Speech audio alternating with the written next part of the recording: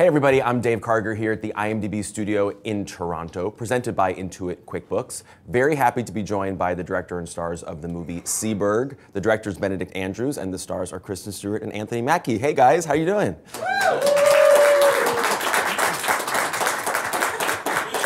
Studio audience. Listen. It's like 1985. At 9 in the morning. That's very impressive. Benedict, you and I have the same introduction to Jean Seberg, which is high school watching à bout de souffle, Breathless, one of her really iconic movies. What struck you? Do you remember when you saw that movie for the first time? I remember. Yeah, it's kind of completely set in my imagination from Madame Seberg's French class, where I think she would get these great prints from the Alliance Française of these incredible films. So the Wages of Fear and 400 Blows. 400 Blows, and saw Jean in this, and her performance in that movie is just so incandescent and so alive and so freewheeling, and in it she kind of changes what we perceive of as screen acting. I think it becomes a kind of a idea of what we want to see in truth of it.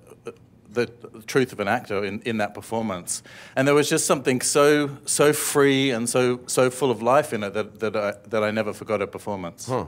I mean, Kristen, obviously you must have been asked so many times about similarities between you and your career and Jean Seberg and her career. You're the only American actress ever to win a César Award. You perform in American films and French films. Had you felt something of a kinship to Jean Seberg before you ever made this project? Well, my only interaction with her work was with Breathless as well, and as I came to learn more about her, I suppose, yeah, I never really was like, oh, she's like me, but I understand she has a really impulsive kind of this nature that you really never know where it's gonna go. She's not a performer per se, you know. Some people are, and then some people really find a different way into their work. And she was always really was following something physical, and like in that time, it was a lot more typical for people to really stand and deliver and really know kind of what they were giving, and she was really digging and excavating, and I think that just had, you know, a much more welcome home in France, where it wasn't necessarily like packaged and delivered ideas. People were really digging and making weird stuff, and I think it's lame when there's this like really common word now. It's like, well, yeah, it's, you know, people are willing to take risk, you know, really risky stuff. It's like, yeah, people were like a little more honest there. Like, she was kind of slated for her first couple of films, which are some of my favorite performances that she gave, because she was like being a kind of a weirdo, right. And it was like she wasn't performing. She was very present. So like that's my favorite thing about her. The movie tells us all so much that I certainly had no idea that she had involvement with Black Panthers, which she died so young.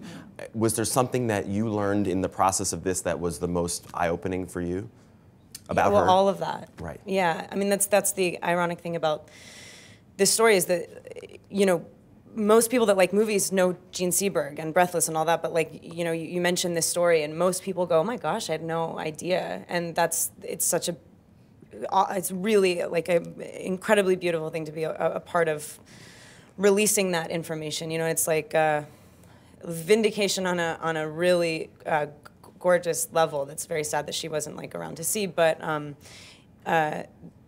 they ultimately didn't win because we know now. But like for many years, it was like the cover-up worked. You know what I mean? Like she really was muzzled in this grotesque way.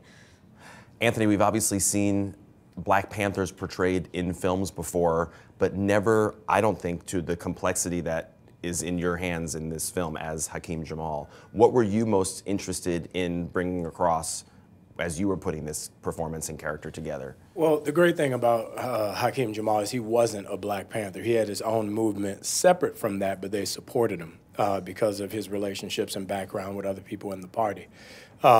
But, you know, I feel like there's such a stigma, there's such a negative connotation that comes along with the idea of being a Black Panther. And that was put out there by, the American government trying to stifle that movement as far as empowerment for African Americans and people of color at that time. So it was just more for me to show this intelligent, easygoing figure who was misrepresented and thrown into the limelight in a very negative way that truly wasn't who he was at all and what he represented at all. Yeah. What about the scenes where you guys are kind of recreating Jean's work? I mean, what was that involving as far as, trying to make it seem really accurate, and did you take a lot of time to study what she had done in order to make it seem just right? We began on our hair and makeup day with recreating the shoot from Breathless, so we jumped in the deep end. Oh my gosh. And we studied that very accurately, like every kind of single beat of Jean's gesture in that, and also the audition we did on that day, her audition for Otto Preminger, when she's 18 years old.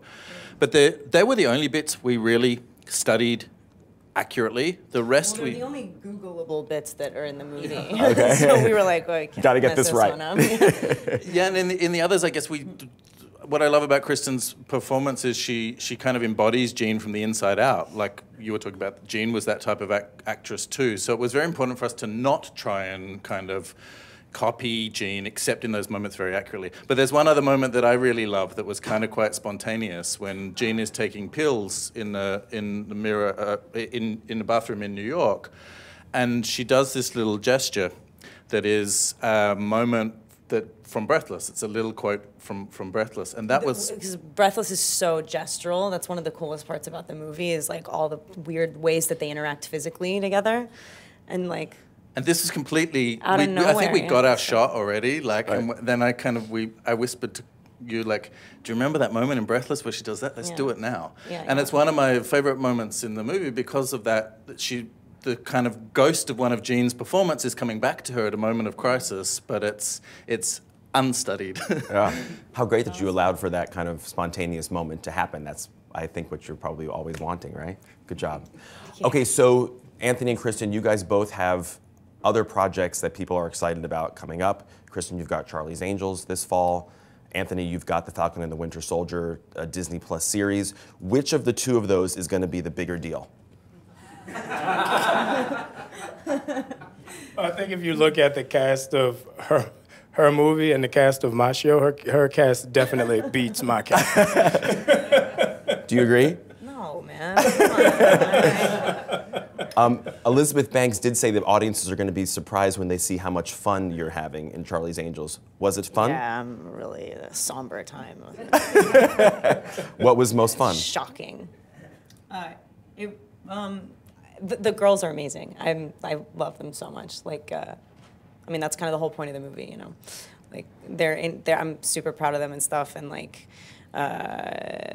Liz is so good at what she does. Honestly, she knocks it out of the park. I'm so proud of her too. I don't know. Great. Yeah, it was fun. And then I can't say Sebastian's so amazing. I'm so proud of him. It don't even have the same ring to it. Girls have a thing. We just have this thing. It's good. They're so awesome. It's like we're here. Well, okay, so Anthony, what's the best part about doing an Avengers project without Chris Evans in it? You get to sleep. You get a lot of downtime. No, there is no good part about it. I've said it before, and I've said it 1,000 times. Chris is one of my closest friends, and when the three of us get together, it's hell and anarchy. So hopefully we'll be able to have him around to cause some trouble on set. Okay. I love him too. Good. Good answer.